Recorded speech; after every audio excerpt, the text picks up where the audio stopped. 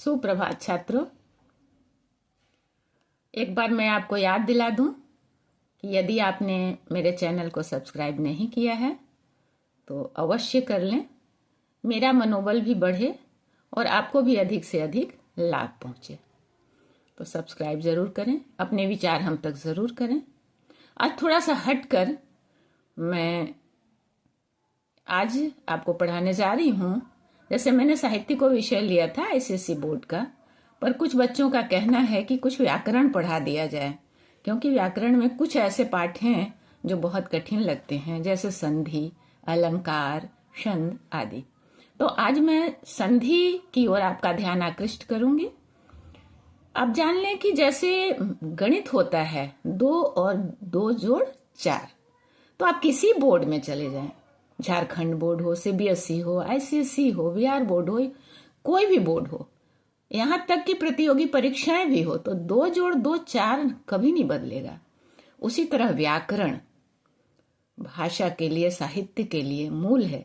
व्याकरण किसी भी छात्र के लिए, चाहे वो किसी बोर्ड से संबंधित हो, प्रतियोगी परीक्षाओं से संबंधित हो, व्याकरण की जानकारी आवश्यक है।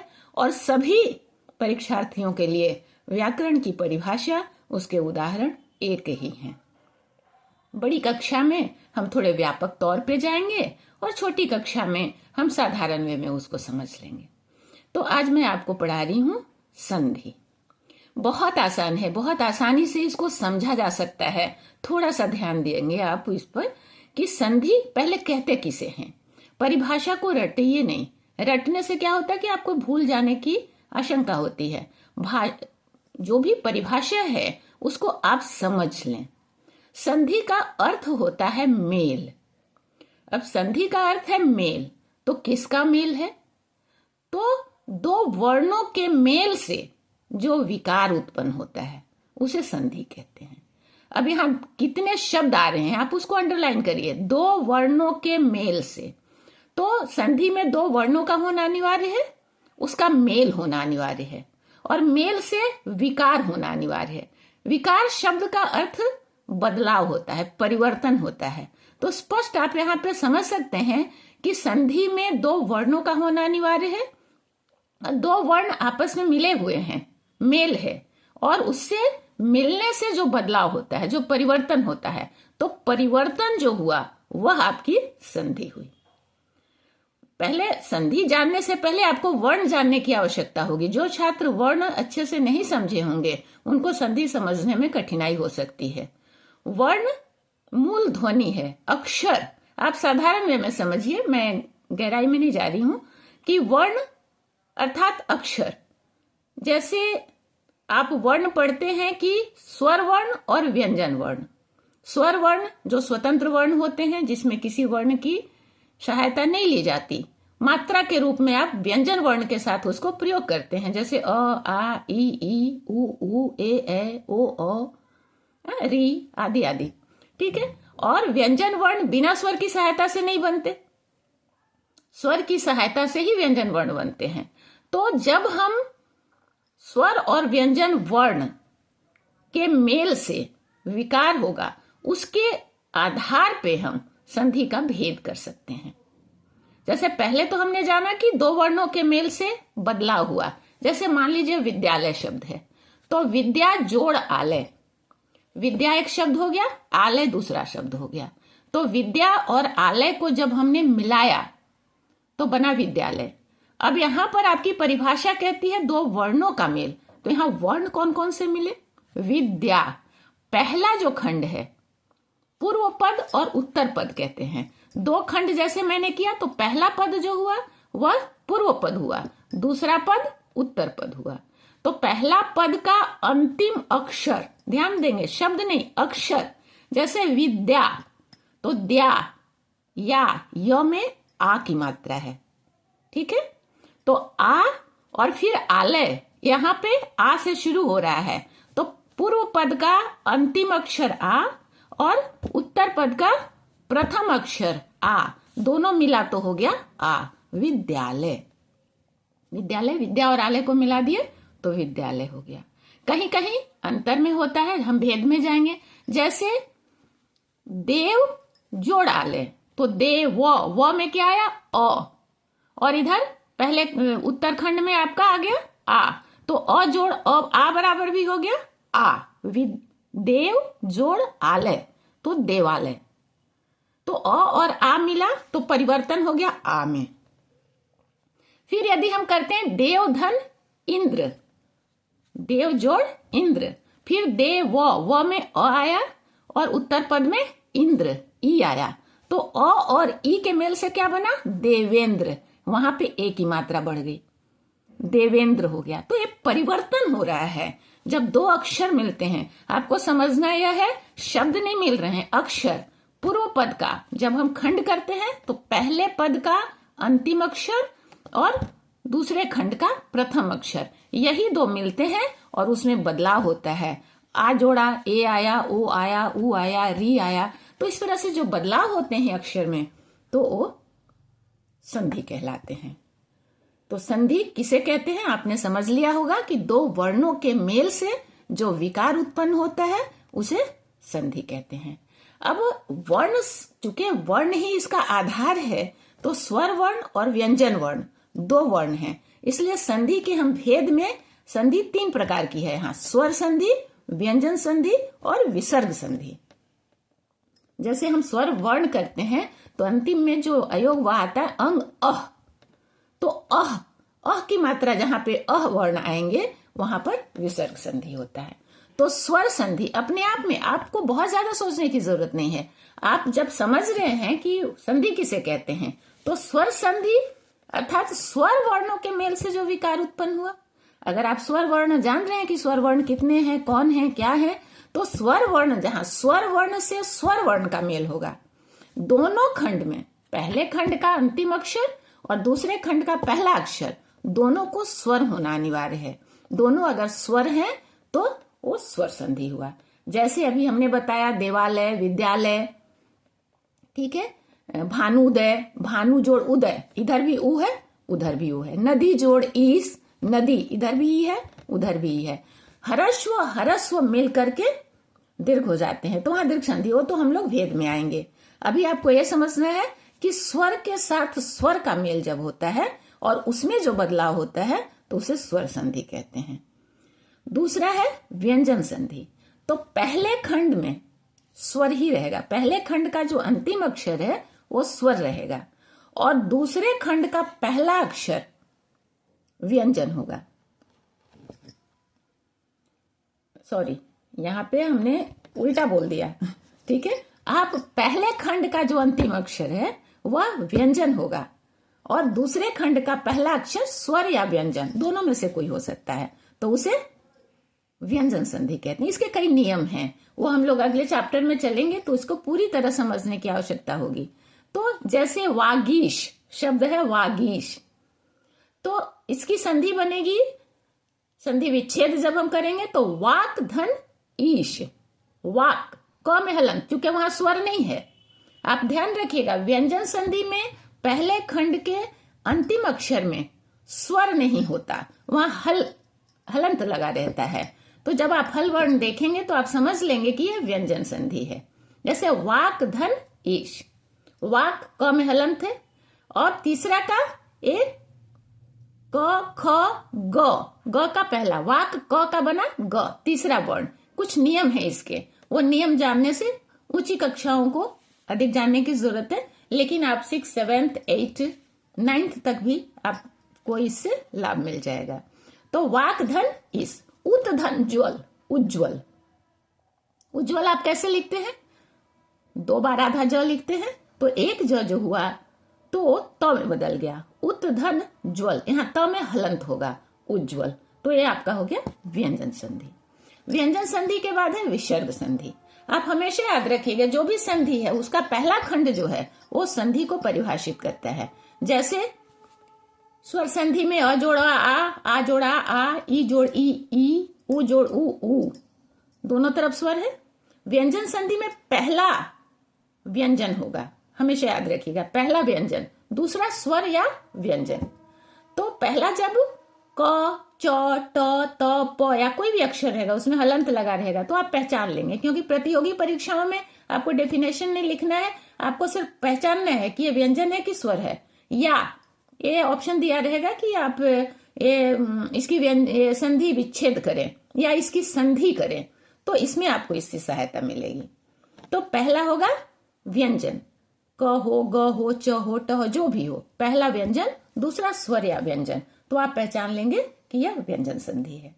तीसरा है विसर्ग संधि, पहले में विसर्ग होगा और दूसरा स्वर हो, विसर्ग हो, तो आप वो विसर्ग संधि हो। जैसे मना जोड़ हर, मना, न में विसर्ग का 2 बिंदु आप लगाते हो, तो मना धन हर, मनोहर, तो पहले में विसर्ग हो गया।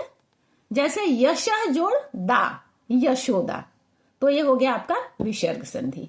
एक बार मैं सीरियल आपको सामने से बोलती हूं, जैसे आप एक याद कर लें कि जैसे संधि 2 वर्णों के मेल से जो विकार हुआ, जो परिवर्तन हुआ, उसे संधि कहते हैं। इसमें 3 शब्द आए, 2 वर्ण, 2 वर्णों का मेल और उससे उत्पन्न विकार, विकार मीन्स बदलाव, तो संधि कहलाता है।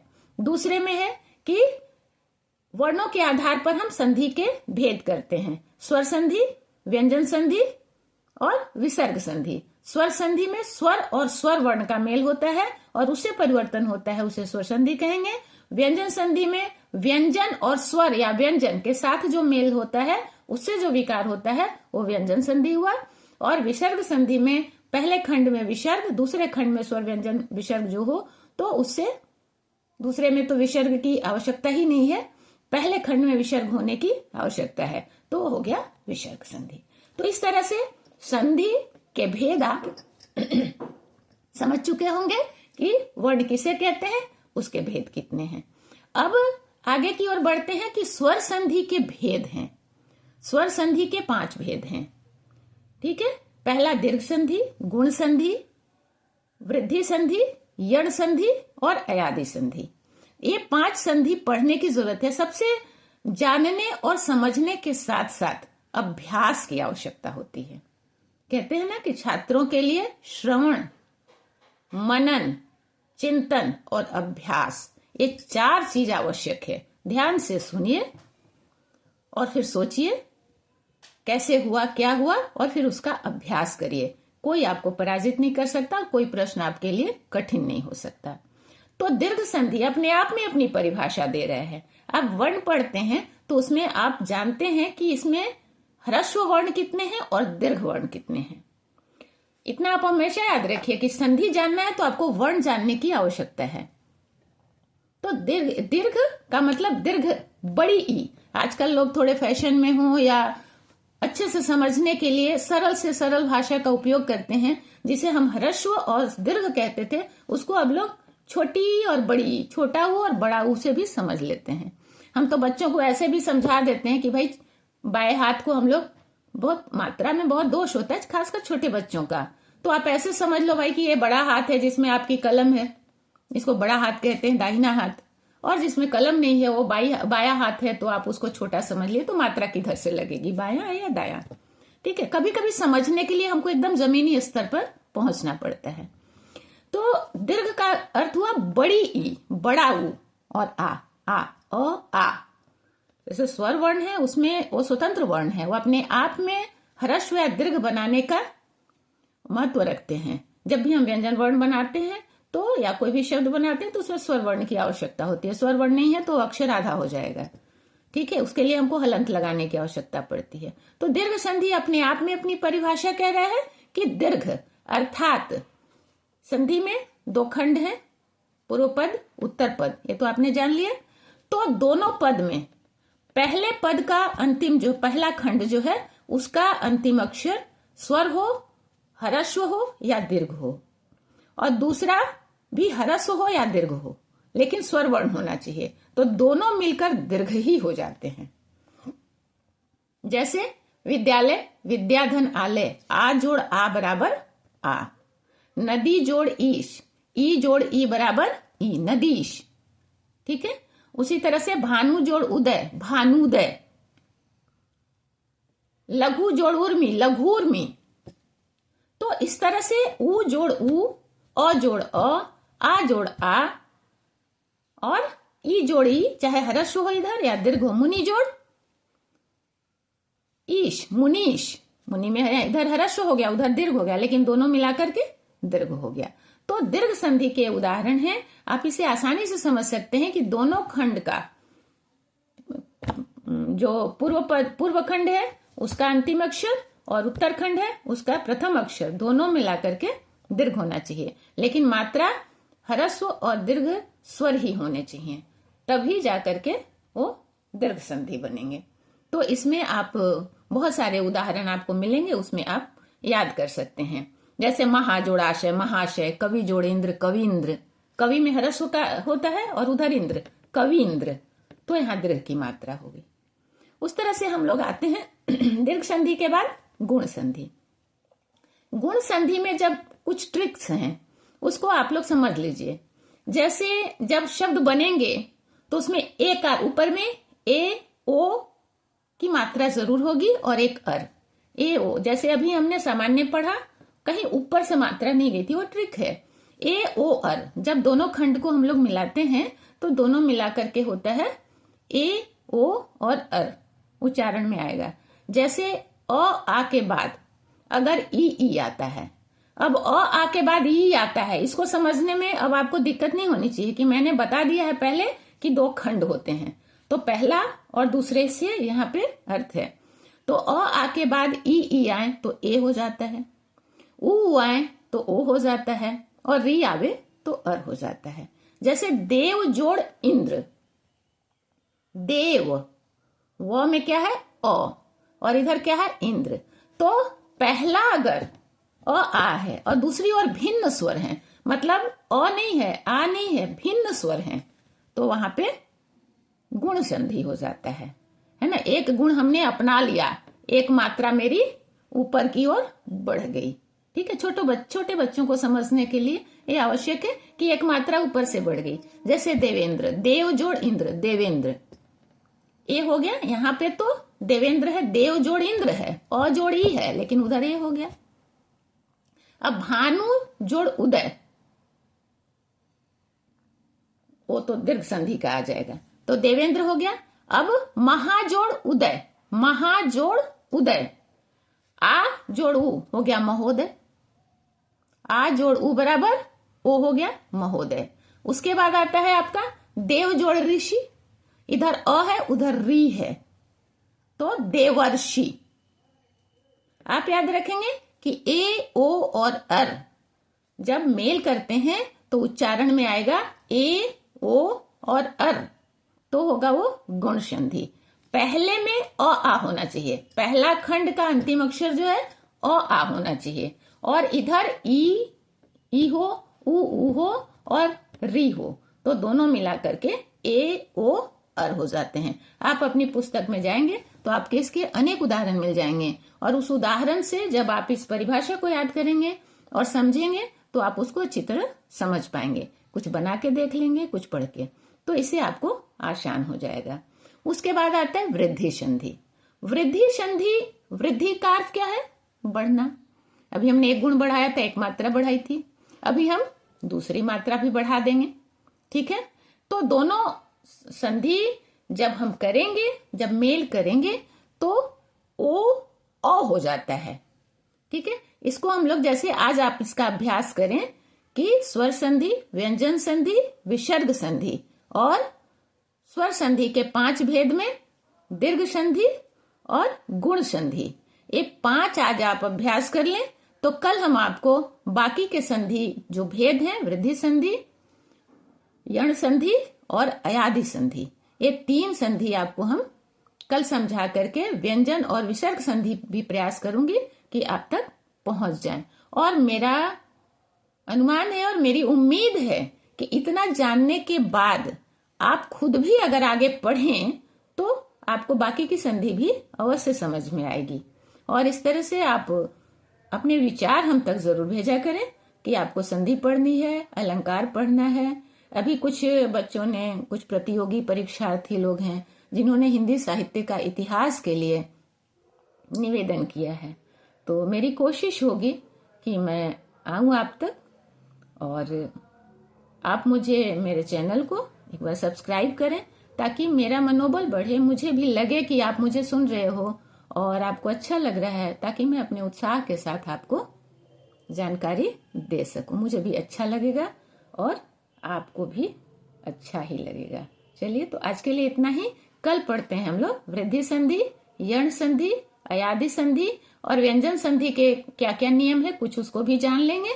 फिर अगली कक्षा में हम लोग और विसर्ग संधि थोड़ा थोड़ा भी जानेंगे, और उसके बाद हम लोग आगे, अगर आपकी इच्छा होगी व्याकरण में और कुछ क्लास करने की, कक्षा करने की, तो मैं उस पर अवश्य आऊंगी।